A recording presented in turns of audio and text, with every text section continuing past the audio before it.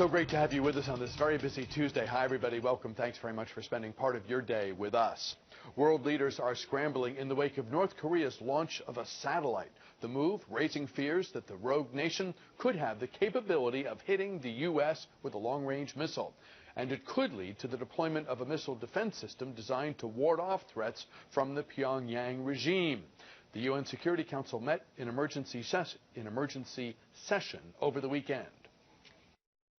Each of these provocations, each of these illegal actions requires a robust response.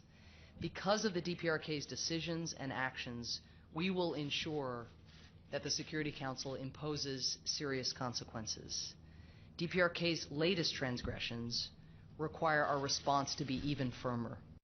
We're looking forward to expeditiously consulting with our colleagues in the coming days, and we will be looking to all council members to unite around a swift and aggressive response to the DPRK's repeated violations that constitute this very direct threat to global peace and security.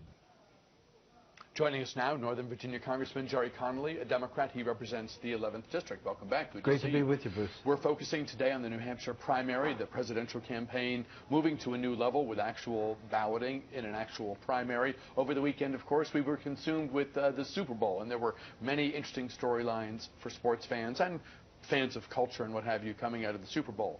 But that's not the only news that merits our focus right now. How big a threat does North Korea pose to the U.S. and to our allies? Well, as you know, Bruce, I co-chair the Korea Caucus in the Congress, and I have long believed that the Korean Peninsula was one of the most dangerous and volatile flashpoints on the world.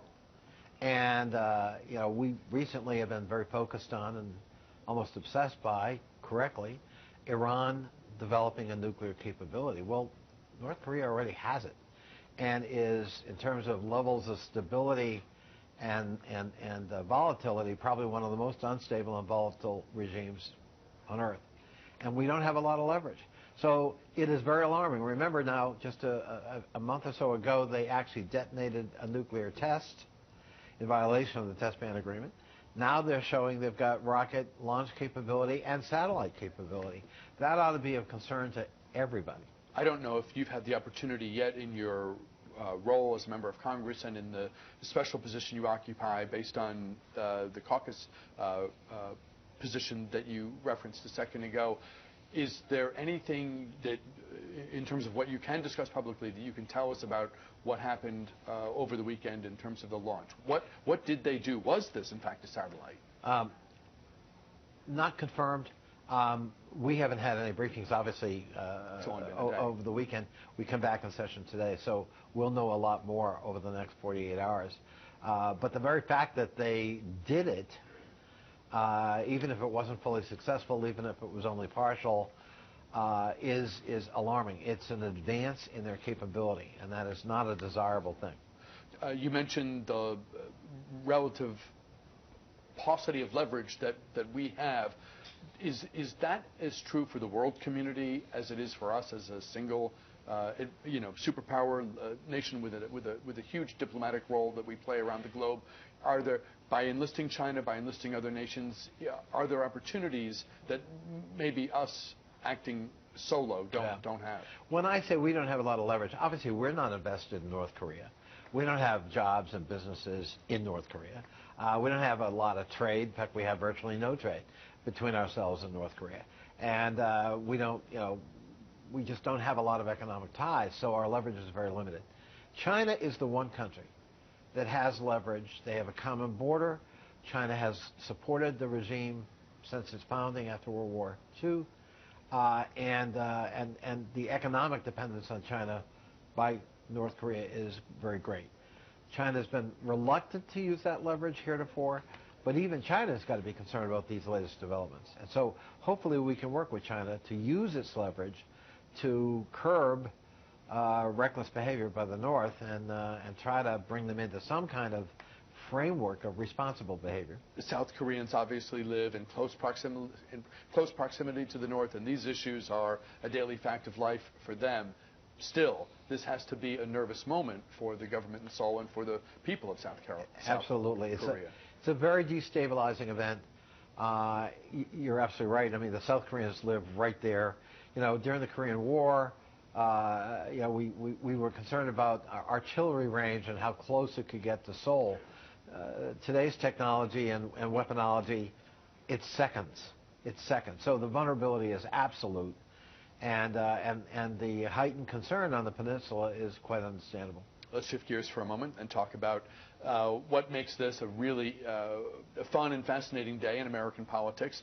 The 2016 campaign has been ongoing in many ways for quite some time, and yet when you have caucus events like we did in Iowa 8 days ago, and when you have the first of what will be a long series of primary events happening today, as we have in New Hampshire, you're talking about real people exercising their small d democratic rights and expressing preferences about the candidates they prefer. We expect the turnout in New Hampshire to be pretty robust. They safeguard this prerogative they have quite jealously, and the good news is a lot of people, it seems, are poised to participate. What will you be watching for coming out of either or both primaries on the Democratic and or on the Republican side tonight? I guess on the Democratic side, it's widely expected Sanders, who's in his own neighborhood, is going to win New Hampshire tonight, and I agree with that judgment. So the question is, what's the margin? If it really is a blowout kind of election, I think that is obviously unwelcome news to the Clinton camp. I have endorsed Clinton, but we'll get over it and we'll move to broader territory where I think it's more favorable terrain for Hillary Clinton. But on the other hand, if she's able to narrow the gap that we've seen in the polls, I think that's a good sign that her organization kicked in and that she was able actually to close that gap. Now, on the Republican side, really, I don't think we've ever seen this kind of bunch up where you've got like 4 or 5 candidates who are all vying for second and third place. And they're all within a point or two of each other in the last polls.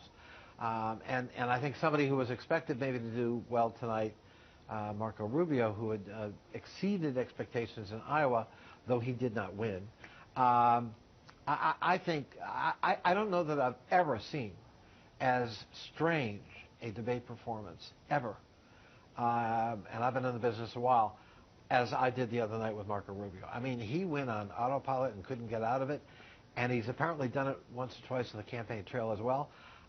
I think it's a disqualifier, frankly. Why do you say that? And I was going to say, that folks who live in front of television cameras and who spend a lot of time speaking into live microphones, you do it long enough, you're going to have moments that are cringeworthy for others, and if you look at the tape later, you'll cringe at your own performance. Not 4 times verbatim, Bruce. Bruce, if I sat here and you said, what do you think of New Hampshire? And I said, I think it's a beautiful state. And then you asked again, no, I'm asking, and I go, I think it. You'd start to think there is something wrong with him. Get him some help. Your inability to move beyond the safe zone of a script and talking points that sound good on the stump, but especially as you're being accused of being... Exactly. The fact that that's how trapped you are, I think that tells you volumes of this candidate. He is not ready for prime time, and I think it's a disqualifier. More than damaging, more than a blip, more than a moment. Terminal. Really? Politically, yeah. There's been so much talk, and I get why it's so, and I've engaged in some of the talk myself. You look at this broad field, and you're trying to make sense of it and get a feel for the different constituencies within the Republican primary universe of voters, et cetera. And so there's been all this talk about the evangelical lane and the establishment lane, et cetera. Is Donald Trump running in his own lane? I can remember when Michael Dukakis was unseated in 1978 for the Democratic renomination. He was the incumbent governor, and he lost in a big upset. And his opponent's campaign manager the next day, everyone was surprised. And he said, well, we got all the angry people, in a pot, and we just stirred it around, and that's how we won. There are a lot of angry people, some of it inchoate, but nonetheless angry. And Donald Trump has tapped into that. Your bias is perfectly legitimate. Your prejudice, your bigotry. There's nothing you can think or say that he's not going to think or say. And it's all now enabled and legit. The system works against you, and of course we can do. There are simple answers to complex problems. Don't believe otherwise. And I'm just the guy to do it. And I think he's successfully put together a coalition that is remarkably attractive for obviously a lot of Republican voters. Talking with Northern Virginia Congressman Jerry Connolly. We'll pause here, a break, but then we're back with more News Talk right after this.